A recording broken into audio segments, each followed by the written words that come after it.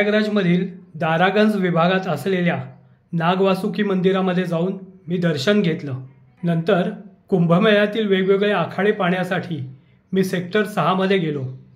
रस्त्याने फिरत असताना इस्कॉनचे काही साधक भजन गात असल्याचे मला दिसले। त्यांचे भजन ऐकत असताना अनेक भगवे ध्वज आणि त्रिशूळ माझ्या नजरेस पडले। त्यामुळे मी भजनातून काढता पाय घेतला आणि त्या भगव्या ध्वजांच्या दिशेने गेलो। त्या भगव्या ध्वज आणि त्रिशूळांपाशी पोचल्यावरती ती मौनी महाराजांची छावणी आहे असं मला कळून आलं। ह्या कुंभमेळ्यामध्ये मौनी महाराजांनी 7,51,00,000 रुद्राक्षापासून 12 ज्योतिर्लिंगांची स्थापना त्यांनी त्यांच्या छावणीमध्ये केली। या 12 ज्योतिर्लिंगांबरोबरच 11,108 त्रिशूळांची मौनी महाराजांनी स्थापना केलेली आहे। त्यामुळे लगेचच मी छावणीमध्ये गेलो। छावणीमध्ये मौनी महाराज पण उपस्थित होते। करने के पहले जूता चप्पल आदि अपना प्रवेश द्वार के बाहर निकाल करके मंदिर प्रांगण में आप प्रवेश करेंगे। ब्रह्मा माँ जगदम्बा के 7 फुट ऊंची प्रतिमा यहाँ विद्यमान है। भगवान महाकाल सरकार अतिरिक्त शिवलिंग के रूप में यहाँ रामराम मंडळी, 7,50,00,000 रुद्राक्षांनी बनवलेलं 12 ज्योतिर्लिंगांचं मंदिर मी तुम्हाला दाखवत आहे।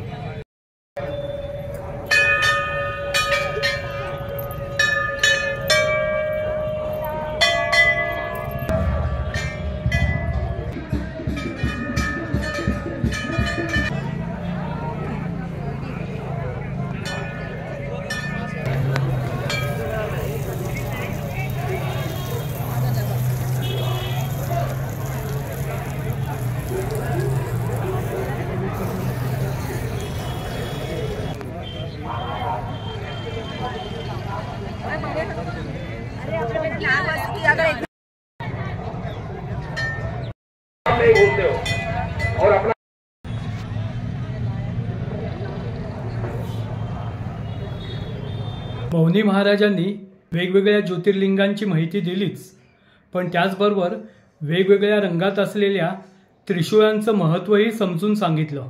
देख सकते हैं ये इस दुनिया की दुर्लभ छटा 7,51,00,000 रुद्राक्षों से बनने वाली भगवान शिव की दुनिया की पहली ज्योतिर्लिंग रुद्राक्ष की ज्योतिर्लिंग है, जो भगवान शिव की रुद्र माने शिव, आँख माने आँख, शिव की आंखों से रुद्राक्ष जो प्रकट हुआ है। 7,51,00,000 रुद्राक्षों से बनी हुई शिव की 12 ज्योतिर्लिंग है।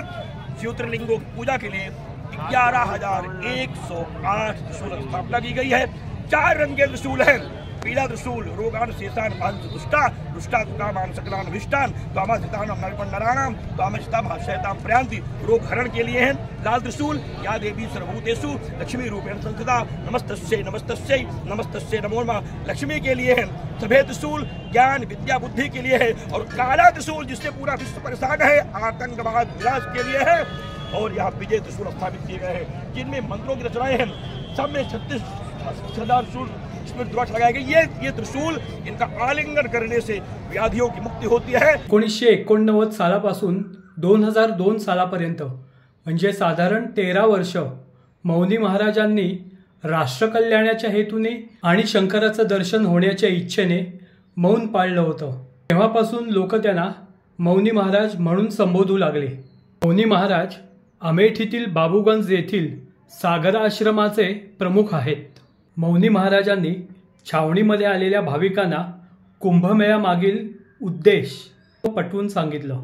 यहाँ एक ही धर्म है जो विश्व के कल्याण की बात करता है। हम यहाँ बैठ करके अमेरिका के भी कल्याण की बात करते हैं। हम तो यहाँ बैठ करके पाकिस्तान की भी रक्षा की बात करते हैं। वो मेरे देश में आक्रमण करता है और मैं कहता हूँ विश्व का कल्याण हो। ये वो महाकुंभ है जो सबके कल्याण की बात करता है, सबकी रक्षा की बात करता है। और यहाँ जो भी लोग आते हैं तो 3 संकल्प लेकर के आते हैं। धन सत्कर्म में खर्च हो, बल सेवा में खर्च हो, और विद्या अहिंसा को प्रेरित करने में खर्च हो।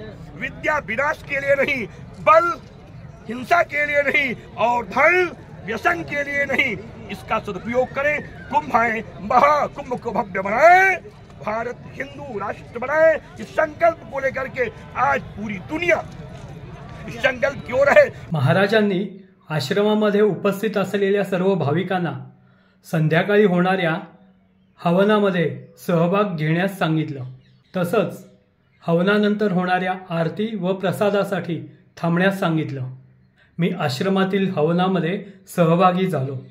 हवनानंतर आरती झाली, शिवस्तोत्र झालं, महिषासुरमर्दिनी स्तोत्र झालं. श्रद्धालु दर्शन करने के लिए आ रहे हो, इस बात का अवश्य ध्यान रखें कि हाँ हवन प्रारंभ होने जा रही है. इस बात का अवश्य ध्यान रखें कि हवन करने वालों को कोई असुविधा न हो.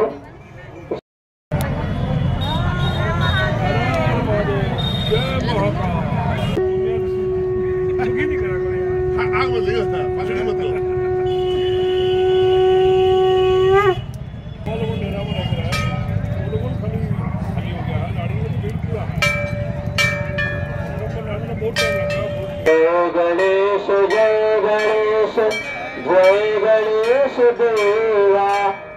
माता कविता तमेव तमेव गंगा सगरा तमेव तमेव रुद्रा गमनमेव तमेव शरण तमेव देवा तमेव शरणं महादेव.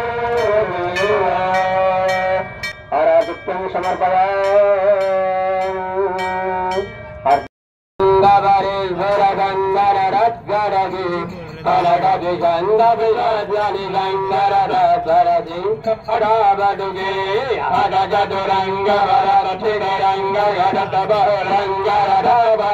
मला माझ्या सेक्टर 23 मधील बद्रिकाश्रमामध्ये जायला उशीर होत होता, त्यामुळे मी लगेच निघालो. मात्र मौनी महाराजांनी ह्या कुंभमेळ्याच्या निमित्ताने 7 संकल्पामध्ये देशवासियांनी जोडून घ्यावे असं सांगितलं.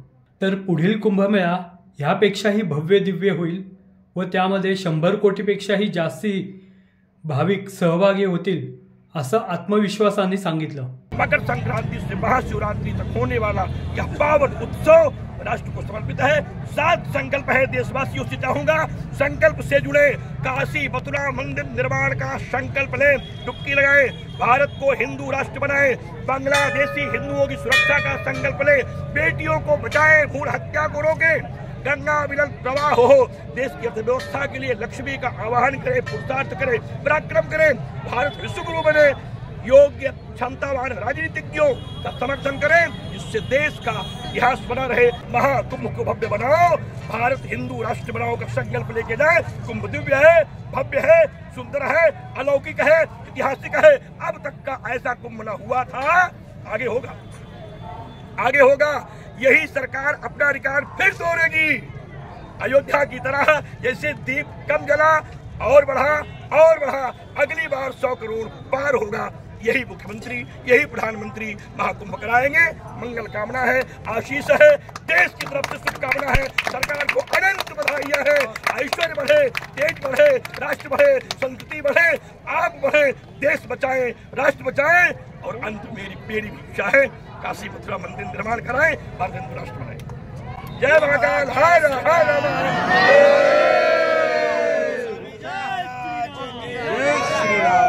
भारत माता की वंदे वंदे वंदे.